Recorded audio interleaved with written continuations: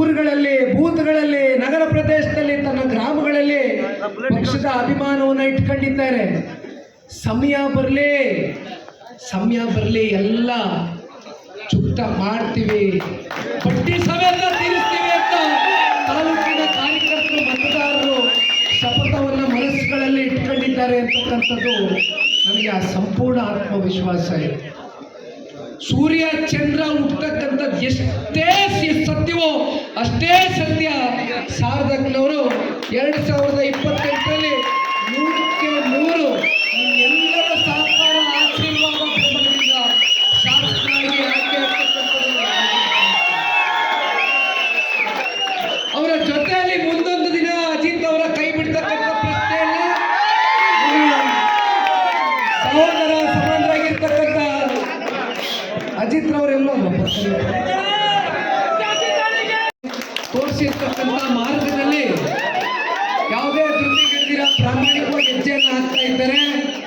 ಶಾರದಕ್ಕನ ಜೊತೆಯಲ್ಲಿ ಅಜಿತ್ ರವರಿಗೂ ಕೂಡ ಜನತಾದಳ ಪಕ್ಷದ ಕಾರ್ಯಕರ್ತರು, ವಿಶೇಷವಾಗಿ ತಾಲೂಕಿನ ಭದ್ರಾವತಿಯ ಕಾರ್ಯಕರ್ತ ಬಂಧುಗಳು, ಅವರ ಭವಿಷ್ಯವನ್ನು ರೂಪಿಸ್ತಕ್ಕಂಥ ಶಕ್ತಿ ನಿಮ್ಮೆಲ್ಲರಲ್ಲೂ ಇದೆ ಅಂತಕ್ಕಂಥದ್ದನ್ನ ಈ ಸಂದರ್ಭದಲ್ಲಿ ಬಹಳ ಗಟ್ಟಿಯಾಗಿ ಅನಿಸ್ಕೊಂಡಿದ್ದಾರೆ. ಹಾಗಾಗಿ ಪಕ್ಷ ಇರ್ಬೋದು, ಸನ್ಮಾನ್ಯ ಕುಮಾರಣ್ಣ ಇರ್ಬೋದು, ವಿಶೇಷವಾಗಿ ಇವತ್ತು ಮತ್ತೆ ಒತ್ತಿ ಹೇಳ್ತಾ ಇದ್ದೇನೆ, ನಿಖಿಲ್ ಕುಮಾರಸ್ವಾಮಿ ಇವತ್ತು ಶಿವಮೊಗ್ಗದಲ್ಲಿ ಮತ್ತೊಬ್ಬರು ಶಾರದಮ್ಮನವರು ಬಂದಿದ್ದಾರೆ. ಮೊದಲನೇ ಹಂತದ ಸಭೆ ಶಾರದಮ್ಮನವರ ನೇತೃತ್ವದಲ್ಲಿ ಬಹಳ ಯಶಸ್ವಿಯಾಗಿ ನೆರವೇರಿದೆ.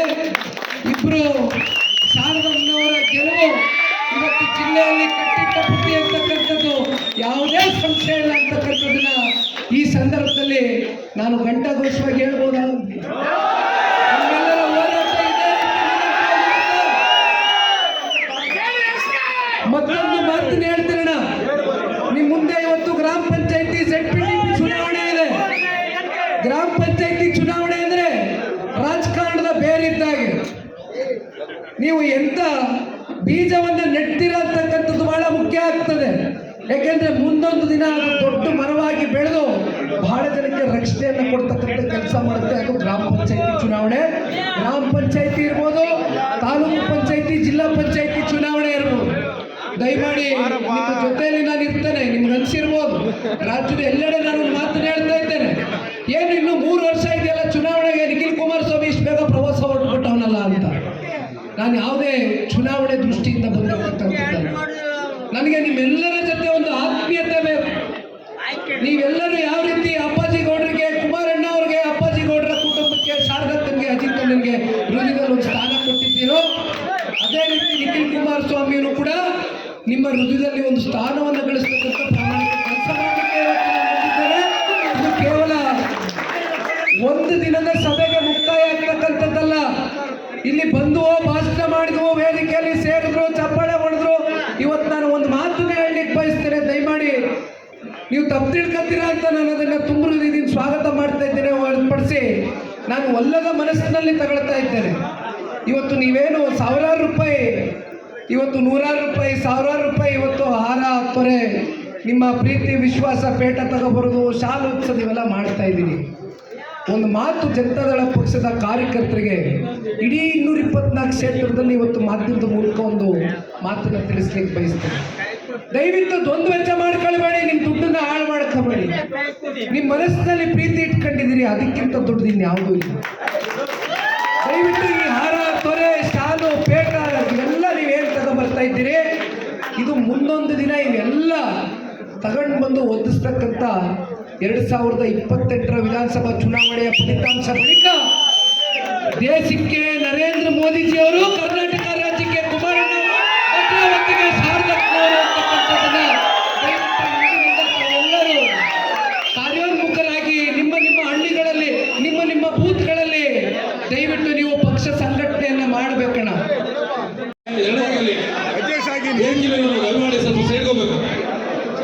ಈ ಸಮುದಾಯದ ನಿಗಮದ ಹಣ ತೆಲಂಗಾಣಕ್ಕೆ ಹೋಯ್ತು, ಚುನಾವಣೆ ನಡೆಸೋದಕ್ಕೆ. ಬಳ್ಳಾರಿಗೆ ಹೋಯ್ತು, ರಾಯಚೂರ್ಗೆ ಹೋಯ್ತು, ಎಣ್ಣೆ ಅಂಗಡಿಗೆ ಹೋಯ್ತು ಅಂತ ನಮ್ಮ ಕಾರ್ಯಕ್ರಮ. ಹಿಂಗೆ ಸ್ವೇಚ್ಛಾಚಾರವಾಗಿ ಇನ್ನು ಬಹಳ ಡೆಪ್ತ್ ಆಗೋಯ್ತು ನೀವು ಹೇಳಿ. ಈ ರೀತಿ ನಮ್ಮ ರಾಜ್ಯದ ಜನತೆಯ ತೆರಿಗೆ ಮೂಲಕ ಕಟ್ತಾ ಇರ್ತಕ್ಕಂಥ ಹಣ, ಉಸಿರಾಡ್ತಾ ಇರ್ತಕ್ಕಂಥ ಗಾಳಿ ಒಂದನ್ನು ಬಿಟ್ಟು ಬೇರೆ ಎಲ್ಲದರ ಮೇಲೆ ತೆರಿಗೆಯನ್ನು ಪಡೆದವ್ರೆ.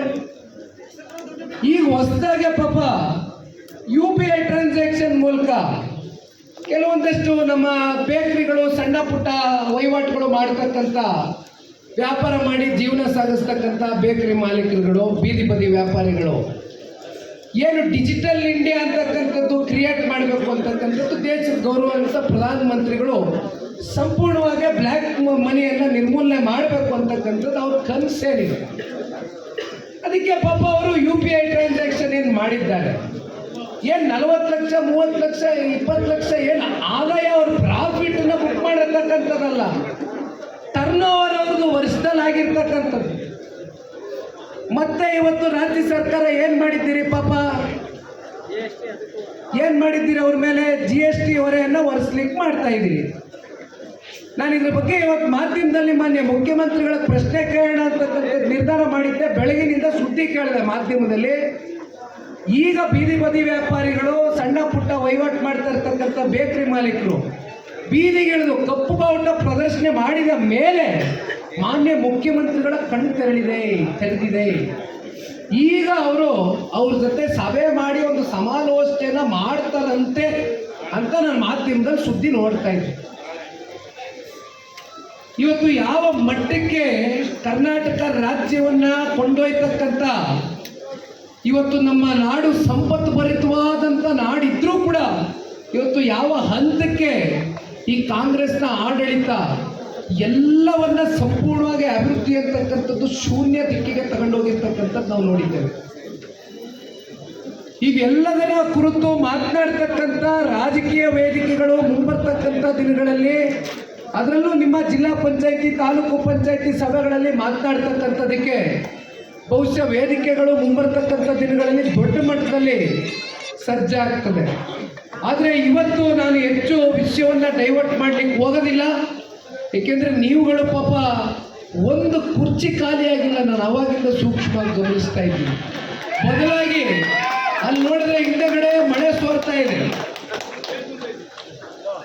ಎಲ್ಲ ನಿಂತ್ಕೊಂಡು ಪಾಪ ನೀವೆಲ್ಲರೂ ಈ ಸಭೆಗೆ ಒಂದು ಯಶಸ್ಸನ್ನು ತಂದುಕೊಡ್ತಕ್ಕಂಥ ಪ್ರಾಮಾಣಿಕ ಪ್ರಯತ್ನವನ್ನು ಮಾಡ್ತಾ ಇದ್ದೀವಿ.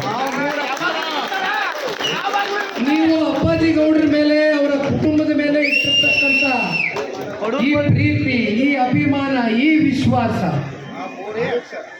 ಇವತ್ತು ನಿಖಿಲ್ ಕುಮಾರಸ್ವಾಮಿ ಪಕ್ಷದ ಕಾರ್ಯಕರ್ತನಾಗ ಒಂದು ಮಾತನ್ನ ಹೇಳ್ತಾರೆ. ಮುಂಬರ್ತಕ್ಕಂಥ ದಿನಗಳಲ್ಲಿ 2028ಕ್ಕೆ ಶಾರದಕ್ಕನ ಕೈಬಲಪಡಿಸಿ ಈ ಕ್ಷೇತ್ರವನ್ನ ದತ್ತವಾಗಿ ತಗೊಳ್ತಕ್ಕಂಥ ಕೆಲಸ ಮಾನ್ಯ ದೇವೇಗೌಡರು, ಕುಮಾರಣ್ಣವರು, ನಿಖಿಲ್ ಕುಮಾರಸ್ವಾಮಿ ಅವರು ಈ ಕ್ಷೇತ್ರವನ್ನ ಇಡೀ 224 ಕ್ಷೇತ್ರದಲ್ಲಿ ಒಂದು ಅಭಿವೃದ್ಧಿಯ ದಿಕ್ಕಿಗೆ ತಗೊಂಡು ಹೋಗ್ತಕ್ಕಂಥ ಒಂದು ಕೆಲಸವನ್ನು ಪ್ರಾಮಾಣಿಕವಾಗಿ ಮಾಡ್ತೇವೆ. ದಯಮಾಡಿ ಉಳಿಸ್ಕೊಳ್ಳಿ. ಸಾಕಷ್ಟು ನಂದವರೇ ಬೆಂದವರೇ ಅವ್ರ ಜೊತೆ ನೀವು ಪ್ರತಿನಿತ್ಯ ಇವತ್ತು ಬೇಸರದಲ್ಲಿ ಧೃತಿಗೆಡೋದು ಬೇಡ. ಅದಕ್ಕೆ ಹೇಳ್ತಾ ಇರೋದು, ನೀವು ಅಷ್ಟೇ ಬೇಸರದಲ್ಲಿದ್ದೀರಿ, ಅವರು ಅಷ್ಟೇ ನೋವಲ್ಲಿದ್ದಾರೆ. ಏನು ದೊಡ್ಡ ಅಂತರಿಂದ ಸೋತಿರ್ತಕ್ಕಂಥದ್ದಲ್ಲ. ಧೃತಿಗೆಡೋದು ಬೇಡ. ದಯಮಾಡಿ ನಾನೊಂದು ಮಾತು ಹೇಳ್ತೇನೆ ನೋಡಿ. ಇವತ್ತು ಬಹಳ ಜನ ಮಾತಾಡ್ತೀರಿ, ರಾಜ್ಯದ ಉದ್ಯೋಗಕ್ಕೂ ಒಂದು ಮಾತು ಹೇಳ್ತೀರಿ. ನಿಖಿಲ್ ಕುಮಾರಸ್ವಾಮಿ 3 ಬಾರಿ ಚುನಾವಣೆಯನ್ನು ಸ್ಪರ್ಧೆ ಮಾಡಿದ್ರು. ಮಾಜಿ ಪ್ರಧಾನಮಂತ್ರಿಗಳ ಮೊಮ್ಮಗ, ಮಾಜಿ ಮುಖ್ಯಮಂತ್ರಿಗಳ ಮಗ, ಹಾಲಿ ಕೇಂದ್ರದ ಸಚಿವರ ಮಗ ಚುನಾವಣೆಯಲ್ಲಿ ಸೋತಿದ್ದಾರೆ ಅಂತಕ್ಕಂಥದ್ರ ಬಗ್ಗೆ ಚರ್ಚೆ ಮಾಡ್ತೀರಿ. ದಯವಿಟ್ಟು ನಾನೊಂದು ಮಾತು ಹೇಳ್ತೇನೆ.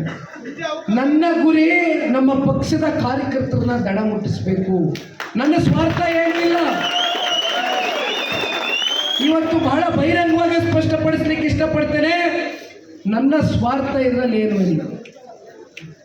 ನಿಮ್ಮಂಥ ಲಕ್ಷಾಂತರ ಜನ ಇವತ್ತು ನಿಸ್ವಾರ್ಥ ಸೇವೆಯನ್ನು ಈ ಪಕ್ಷಕ್ಕೆ ಮಾಡಿದ್ದೀವಿ. ಯಾವುದೇ ಫಲಾಪೇಕ್ಷೆ ಇಲ್ದಿರ, ಯಾವುದೇ ನಿರೀಕ್ಷೆಗಳಿಲ್ದಿರ, ಎಷ್ಟೇ ನೋವು ಬರಲಿ. ಏಕೆಂದರೆ ಜನತಾದಳ ಪಕ್ಷ ಅಧಿಕಾರದಲ್ಲಿ ಇದ್ದಂಥ ಅವಧಿ ಬಹಳ ಕಮ್ಮಿ. ಆದರೆ ಅಧಿಕಾರದಲ್ಲಿ ಇಲ್ಲದೆ ಹೋದರೂ ಕೂಡ ನಿಮ್ಮ ಮನಸ್ಸಿಗೆ ಎಷ್ಟೇ ನೋವಾಗಲಿ, ನಿಮ್ಮ ಮೇಲೆ ಎಷ್ಟೇ ದೌರ್ಜನ್ಯ ಎಸರು ಕೂಡ ಇವೆಲ್ಲವನ್ನ ಮೆಟ್ಟು ನಿಂತಿದ್ದೀರಾ ಅಂತಕ್ಕಂಥದ್ದಾದರೆ ಅದಕ್ಕೆ ತಾಲೂಕಿನ ಜನತೆ, ಅಪ್ಪಾಜಿ ಗೌಡರ ಕುಟುಂಬದ ಮೇಲೆ, ಪಕ್ಷದ ನಾಯಕರು ಸನ್ಮಾನ್ಯ ಕುಮಾರಣ್ಣವರು, ದೇವೇಗೌಡರ ಮೇಲೆ ನೀವು ಇಟ್ಟಿರ್ತಕ್ಕಂಥ ಈ ಬದ್ಧತೆ, ಈ ಕಾಳಜಿ, ದಯವಿಟ್ಟು ಯಾರು ಕೂಡ ನಾವು ಧೃತಿ ಕೆಡ್ತಕ್ಕಂಥ ಪ್ರಶ್ನೆ ಬೇಡ. ಹೋರಾಟ